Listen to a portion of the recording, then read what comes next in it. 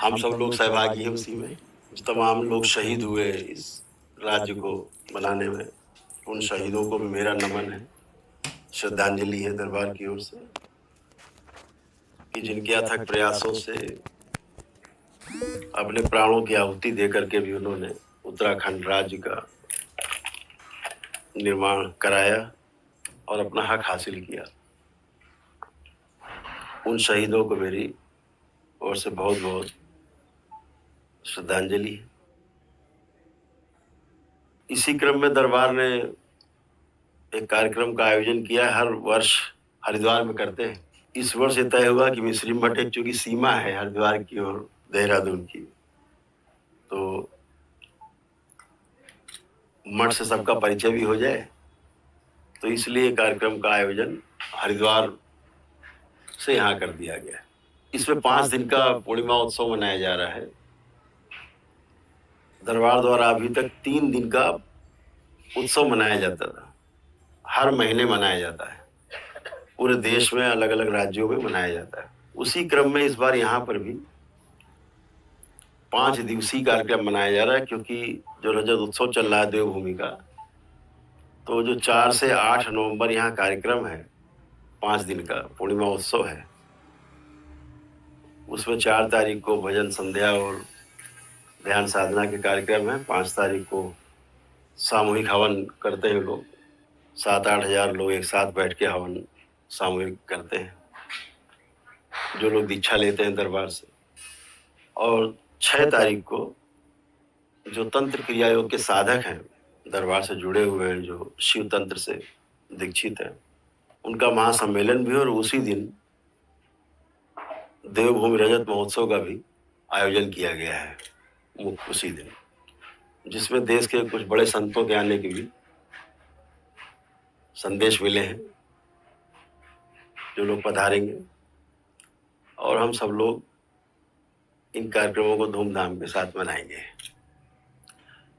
तो अपने ध्यान साधना के साथ साथ हमारी जो संस्कृति है, हमारा जो गौरव है, उसके लिए भी हम लोग सतत जागरूक रहें, इसके लिए ये कार्यक्रम आयोजित किए गए हैं।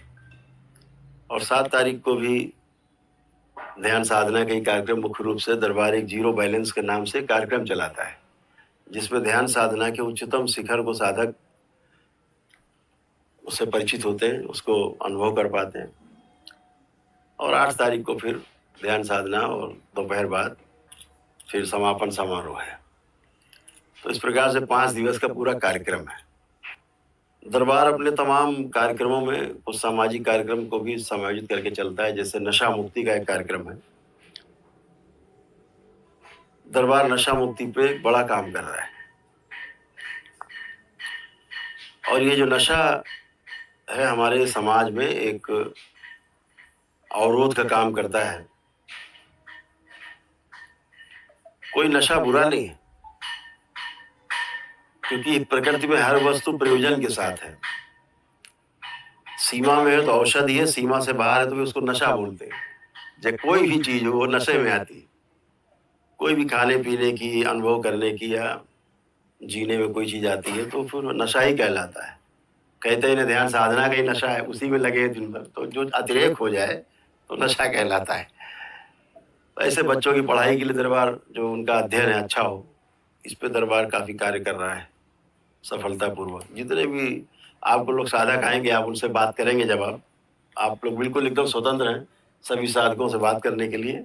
उनसे बात करिए, अकेले में खूब बात करिए, वो आपको सारे अनुभव आपको शेयर करेंगे कि उनके बच्चों का स्तर कैसा है, उनके बच्चों के अध्ययन का स्तर कैसा है, स्वयं उनके परिवार में जो एक वातावरण है, परिवार का जो आपस में प्रेम का, वो कैसा है। अब दरबार से जुड़ने के बाद, ध्यान साधना के बाद, रोग और कष्टों से उनकी मुक्ति का अनुभव कैसा है, ये सारी चर्चा हम चाहते हैं कि आप लोग खुले रूप से उसको जरूर करें। लोगों में बीच में आप रहेंगे तो मुझे बहुत अच्छा लगेगा कि एक निष्पक्ष चीज आपके सामने निकल के आएगी कि क्या वाकई ध्यान साधना के द्वारा हम रोग कष्टों से मुक्ति पा सकते हैं। क्या ध्यान साधना के द्वारा हम वाकई में तमाम प्रकार के नशा से मुक्ति पा सकते हैं। क्या उससे हमारे बच्चे सही रास्ते पे चल सकते हैं। हम जो उनको शिक्षा संस्कार दे रहे हैं क्या वाकई में उसके अनुसार चल पाएंगे, चलेंगे। तो ध्यान साधना के द्वारा हमारा जो आर्थिक पक्ष है वो भी कैसे मजबूत हो सकता है कि अगर हम हमारा मन मस्तिष्क हमारा स्वस्थ है, हमारी डिसीजन लेने की क्षमता हमारी अगर अच्छी है, हमारे संबंध मधुर हों लोगों से, ऐसी हम में क्षमता विकसित हो जाए, तो व्यापार हो, चाहे राजनीति का क्षेत्र हो, चाहे नौकरी का क्षेत्र हो, चाहे पत्रकारिता हो और चाहे कोई भी क्षेत्र हो, उसमें आपका अगर मन मस्तिष्क अच्छा है, शरीर स्वस्थता के साथ मन स्वस्थता अगर आपकी है, तो निश्चित रूप से हम किसी भी क्षेत्र में हो उसमें हम उसके चरम को छू सकते हैं। अगर हमारी मानसिक अवस्था डामाडोल है और हम तमाम विचारों से भयभीत हैं और आक्रांत हैं, तो फिर अपने काम कर पाने में अपने को सक्षम महसूस नहीं कर पाते, वो चाहे कोई भी कार्य हो। तो दरबार इस प्रकार के ध्यान साधना के कार्यक्रम जीरो बैलेंस के द्वारा आयोजित करता है, जिसमें भाग लेने मात्र से व्यक्ति का जो जीवन है, उसके परिवार का जो जीवन शैली है, उसमें आमूल चूल परिवर्तन आता है और आप एक सकारात्मक पक्ष में जी पाते हैं, पूरा परिवार जी पाता है। क्योंकि अपने बाद अगर कोई सबसे बड़ी इकाई है तो परिवार ही है। परिवार से सुंदर, परिवार से अच्छी हमारी देखभाल करने वाली अगर संसार में कोई इकाई है तो उसे केवल हमारा परिवार है। बाकी कहने के लिए तो पूरा समाज है, लेकिन हमारा परिवार अगर सुंदर है तो सारा जग सुंदर है। अगर हम परिवार में अपने ठीक से नहीं जी पा रहे हैं तो फिर कुछ भी भरा हो, लोग आत्महत्या ही करते हैं या घर छोड़ के भागते हैं। तो दरबार ने एक सुंदरतम प्रयोग किया तंत्र क्रिया योग के साथ। तंत्र के नाम से ही लोग भयभीत होते हैं, यह कुछ का कुछ दिमाग में बनाते हैं। लोगों ने टोना टुटका, ये जादू टोना, ये जो झाड़ फूंक है, इसको तंत्र समझा हुआ है। ये तंत्र वंत्र नहीं है। ये सब जैसे गुंडागर्दी समाज में जो कुछ बैड एलिमेंट्स होते हैं, वो उसी टाइप के लोग हैं। ये इनसे बचना है। ये तमाम जो पेशी इसी लेके झूमना झामना, खुद ही झूम रहा है, जिसकी खुद ही एनर्जी बैलेंस नहीं हो रही है, वो दूसरे की एनर्जी क्या बैलेंस करेगा, दूसरे में कैसे संतुलन लाएगा। जो खुद ही संतुलन नहीं, खुद ही नाच रहा, गा रहा, कूद रहा, उछल रहा है, ये सब क्या है? सब ये इन रूढ़ियों को भी तोड़ना है, इनसे भी अपने अगली पीढ़ी को बचाना है। अपने लोग तो सारा नाटक समझ चुके हैं, ये सारा नाटक है, तो अपनी अगली पीढ़ी को भी कैसे बचाएं, इस पे काम भी करना है। और दरबार इसमें सक्षम है। इसमें आप सभी के साथ हम लोग व्यक्तिगत भी बैठ सकते हैं, और जो आप लोग जानने वाले लोग इस तरह के हो, 2-2, 4-5, 10-10 लोग हो, अगर रखे जाए सामने, तो आपको उसका रिजल्ट 5 मिनट में मिल जाएगा। ये कुछ भी नहीं है, ये सब बकवास है। ये मानसिक बीमारी है, और मानसिक बीमारी का कोई भी इलाज स्थूल रूप से नहीं हो सकता। फिर आप मारपीट पे उतारू हो जाते हैं उसके साथ अभद्रता करते हैं, और वो तो खुद ही पीड़ित है। दरबार में लोग आते कहते हमारा लड़का हमको बहुत परेशान कर रहा, मार रहा, पीट रहा, उठा पटक। दरबार एक ही बात कहता है, बच्चा आपका खुद ही परेशान है, वो परेशान नहीं कर रहा है, वो स्वयं परेशान है। इस बात को ध्यान रखो, सहानुभूति रखो। दरबार में तमाम वैदिक प्रक्रियाएं होती हैं, उन वैदिक प्रक्रिया को करके भी लोग स्वस्थ हो जाते हैं। दरबार इसके लिए तमाम खर्च तो आते ही हैं वैदिक प्रक्रिया में, जो लोग सक्षम में करते ही हैं, लेकिन दरबार उसके लिए निःशुल्क कार्यक्रम भी चलाता है। जो गरीब लोग हैं, सक्षम नहीं हैं, तो उनके लिए निःशुल्क कार्यक्रम हर महीने आयोजित करता है। तो हर महीने लोग आकर के और उसका भी लाभ उठाते हैं। पद यात्रा का भी दरबार ने रखा हुआ है कि केदारनाथ धाम से यहाँ तक दरबार की या यात्रा की जाए, या यहाँ से वहाँ तक की जाए यात्रा, तो अपने आप पुण्य अर्जित होते हैं, फिर कुछ करने की भी आवश्यकता नहीं, और स्वस्थ होता है। दरबार उसके स्वस्थ होने की जिम्मेदारी लेता है। तो इस प्रकार के कार्यक्रम में दरबार चलाता है कि वैदिक सनातन पद्धति से भी लोग स्वस्थ हों, ध्यान साधना की पद्धति से भी लोग स्वस्थ हों। तो जितने भी इस प्रकार के कार्यक्रम हैं जो रूढ़िवादी हैं और जो अच्छे नहीं, अंधविश्वास से जुड़े हुए हैं, तो उनको भी तोड़ना ही हम सबका दायित्व है। दरबार आप सबके साथ मिलकर के इसको तोड़ने के लिए पूरी तरह से कटिबद्ध है। इस प्रकार की चीजें समाज से हटे और इनका कोई स्थान भी नहीं है। तो जो तंत्र है वो एक शुद्धतम व्यवस्था है। तंत्र जिस भी नाम के साथ लग जाता है तो एक व्यवस्था दिखने लगती है। अगर हम लोकतंत्र कहें, राजतंत्र कहें, स्वतंत्र कहें, पाचन तंत्र कहें, अरे कोई भी हम अगर तंत्र जोड़ देते हैं मतलब एक व्यवस्था दिखने लगती है कि सिस्टमेटिक चीज है कोई। तो तंत्र एक व्यवस्था बनाने वाली वस्तु का नाम है। व्यवस्था को बिगाड़ने वाली वस्तु तंत्र नहीं हो सकती, क्योंकि नाम ही तंत्र है उसका, यानी व्यवस्था है। तो तंत्र में जो अपनाते हैं लोग उस प्रक्रिया को ध्यान साधना ही है। शिव की जो द्वारा बताई गई जो विधियां हैं विज्ञान भैरव तंत्र में, जिसको अपना करके बुद्ध जैसे लोग भी जो है, गौतम बुद्ध जो थे, सिद्धार्थ बुद्ध कहलाए, बड़े बड़े संत ऋषि मुनि सब उसी विद्या से ही चले हैं। विज्ञान भैरव तंत्र से ही, उससे बाहर कुछ भी नहीं है, उसके बाहर कोई विधि भी नहीं है। तो दरबार उसी तंत्र की बात करता है, विज्ञान भैरव तंत्र जो भगवान शिव के द्वारा इस पूरे सृष्टि को दिया गया। तो उस तंत्र क्रिया योग में तो अनुसंधान तो कोई है नहीं, क्योंकि अनुसंधान जितने थे वो तो शिव के द्वारा स्थापित किए जा चुके। अब तो उनमें केवल शोध होते हैं कि भाई हमने कहा कि बाई से श्वास लेना है, अब तो दूसरा कह रहा नहीं दाएं से लेना है। इतनी बात है, विधि है अपनी अपनी, तो शोध कर सकता है। बाकी तो है कि श्वास तो लेनी पड़ेगी, वो अनुसंधान है। तो जो अनुसंधान है पूरे हैं, जो तंत्र कहता है कि हम व्यवस्था बनाए रखने में कहाँ तक हमारा सदुपयोग आप कर सकते हो वो आप करो, बशर्ते आपको उसकी विधियों की जानकारी हो। तो दरबार उसी तंत्र क्रिया योग की बात करता है। और जब आप पाएंगे यहाँ जितने साधक आ रहे हैं, आप उन लोगों से बातें करेंगे बैठ के एकांत में, तो आप बहुत अच्छे से अनुभव कर पाएंगे कि इन्होंने कुछ पाया है। और इसीलिए वो सब उपस्थित होते हैं, परिवार के परिवार आते हैं। बहुत लोग, आपको बहुत लोग ऐसे मिलेंगे जो छोटे बच्चे से लेके और बुजुर्ग तक पूरा परिवार के परिवार दरबार से दीक्षित है और सब आनंद में है, मजे में है। तो उसमें भयभीत होने वाली बात नहीं है। वो कोई दरबार क्या करता है, देखिए दरबार की पुस्तक है, इसका जो पहला ही उद्घोषणा है, ये उद्घोषणा है, इसको मैं हमेशा लोगों को कोट करता हूँ।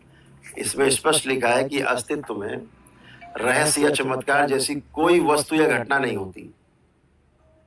इस बात को ये थंब रूल है कि इस पूरे अस्तित्व में रहस्य या चमत्कार नाम की कोई वस्तु नहीं और ना ऐसी कोई घटना होती है, बल्कि जो भी होता है वह प्रकृति के नियमों के अनुसार होता है।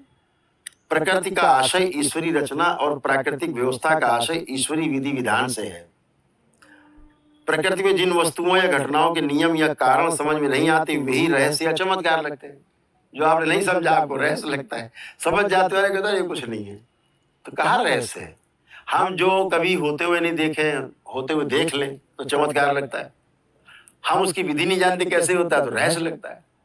बाकी ना रहस्य है ना चमत्कार है कुछ। तो इसीलिए ये प्रस्तुत पुस्तक अंधविश्वास, रूढ़िवाद, आडंबर, दिखावटी कर्मकांडों का पूरी तरह से खंडन करता है और किसी प्रकार के जादू टोना, सम्मोहन, उच्चाटन, पीर मजार की पूजा, चढ़ावा, जीव बलि, मांस भक्षण, मदिरापान आदि का भी जोरदार विरोध करता है और भूत प्रेतों का भय दिखाकर आम जनता का मानसिक व शारीरिक शोषण उत्पीड़न करने वाले तथा कथित तांत्रिकों, अविचारकों, झाड़ फूक करने वाले कृत्यों का भी विरोध करता है। हाँ, तो ये दरबार की पहले ही घोषणा में ये है ही, ये दरबार की आइडियोलॉजी है ना। तो कहने का आशय ये है कि तंत्र समझने की वस्तु है और अनुभव करने की वस्तु है, ना कि उछल कूद और जादू टोना की चीज है। तो व्यवस्था को समझ लेने से सुख है और व्यवस्था को जीने से निरंतर सुख है, व्यवस्था में जीने से। तो व्यवस्था को समझने में ही सुख मिलता है। हम जिस बात बातें कर रहे हैं, अच्छी अच्छी बातें करते हैं, प्रवचन होते हैं तो बड़ा अच्छा लगता है, कहते हैं वाह भाई महाराज जी कितनी सुंदर बात कही, बहुत अच्छा लगा। ये एक विषय है, एक ट्रैक है अच्छा लगना, दूसरा ट्रैक है अच्छा होना, कि आप जीवन में उसे कहाँ तक उतार पाए, वो अच्छा होना होगा। तो अच्छा लगना और अच्छा होना दो विषय अलग अलग हैं। तो सारा काम अभी अगर आप देखेंगे, बहुत छोटे मुंह बड़ी बात नहीं करना चाहते, लेकिन आप देखेंगे ज्यादातर काम अच्छा लगने पर चल रहा है। दान दक्षिणा करना है, भंडारा करना है, कथा करनी, सब अच्छा लगने वाले कार्यक्रम हैं। लेकिन जब घरों में आप झांक के देखें तो बहुत बुरा हाल है।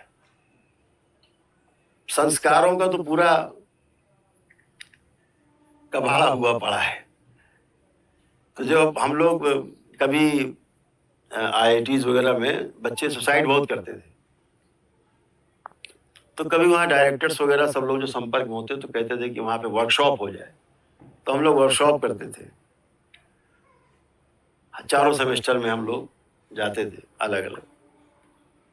बच्चों के साथ 7 दिन का कार्यक्रम होता था, एक वर्कशॉप चलाते थे। यहाँ भी चलेंगे, आप लोग भाग ले पाएंगे, परिवार के लोग भाग ले पाएंगे, परिवार के लिए होता है वो।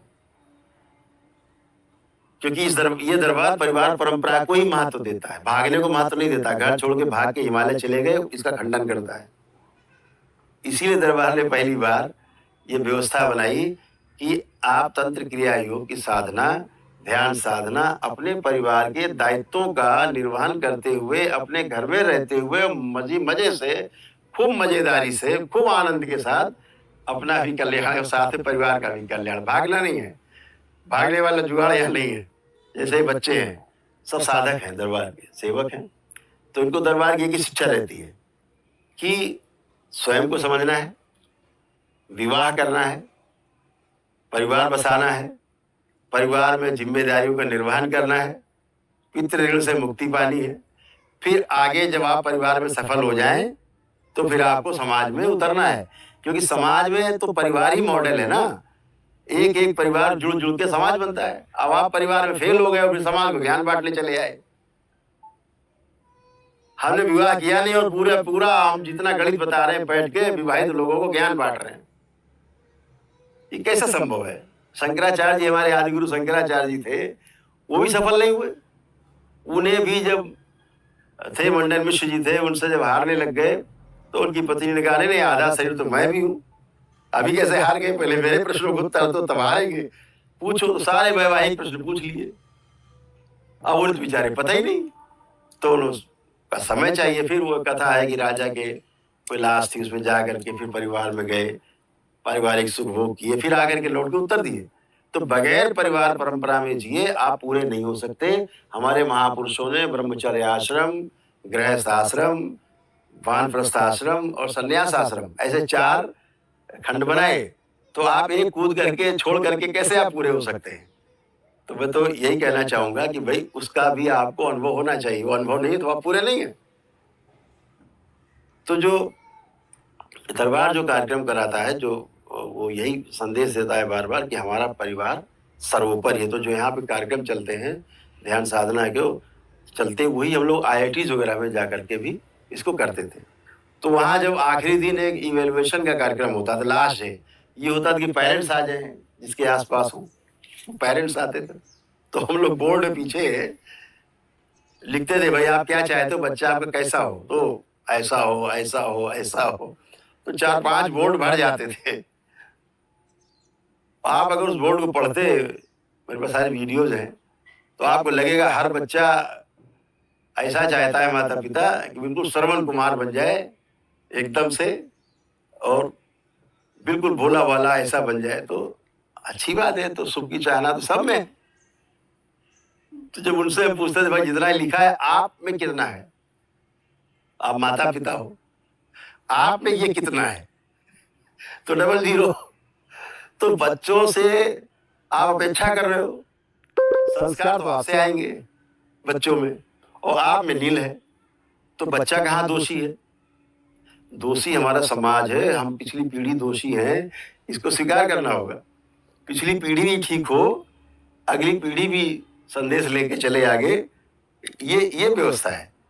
तो अभी हम अपने को दोष ना, सारा दोष अगली पीढ़ी को, बच्चों पे है, ये तो नालायक है, दुष्ट है, ऐसा नहीं करता, वैसा नहीं। ये कमी मेरी है जो उसमें दिखाई दे रही है, केवल इतनी बात है। तो दरबार की व्यवस्था ये है कि वो सब कमी समाप्त हो, इसलिए परिवार को साथ लेकर के चलता है। और पूरी व्यवस्था जितनी आप यहाँ देखेंगे और देखते हैं, हरिद्वार में देखा है आपने, सब परिवार के साथ जुड़ी हुई। कोई परिवार से भाग करके साधक नहीं मिलेगा यहाँ। यहाँ हर वो साधक मिलेगा जिसका अपना परिवार है, अपने परिवार में रहते हैं, व्यापार करते हैं, नौकरी करते हैं, कुछ भी करते हैं, जीविकोपार्जन का सारी व्यवस्थित जिम्मेदारी उनकी, व्यवस्था की, अपने परिवार की उनके ऊपर है। उसके साथ साथ साधना करते हैं, लेकिन वो साधना के सर्वोच्च शिखर को छूते हैं। ध्यान साधना की परिभाषा को ठीक से समझना होगा। हमारे जो शिव का, जो हमारे शिव की व्यवस्था है, जो विज्ञान भैरव तंत्र की, उसको समझना है और उसको ये समझ करके जीना है कि हमारे जीने का एक पार्ट है। इसके बगैर जीना संभव नहीं। जिंदा तो रह सकते हैं, लेकिन जीना संभव नहीं है। जीना हमारा तभी होगा अच्छा जब हम व्यवस्था को समझेंगे, यानी तंत्र को समझेंगे। व्यवस्था को जब समझ लेंगे तो अच्छा लगता है, और व्यवस्था में जब जीने लगते हैं तो अच्छा होता है। तो अच्छा लगने से अच्छा होने तक की यात्रा, ये 5 दिवसीय जो ये कार्यक्रम है, ये उसी का एक पार्ट है। तो आप सभी का उससे बहुत बहुत स्वागत है कि आप सभी लोग इस बात को कम से कम फैला पाएं और हम लोग मिल करके कोई अच्छे काम कर पाएं समाज में। दरबार बहुत कुछ करना चाहता है और धरातल में करना चाहता है।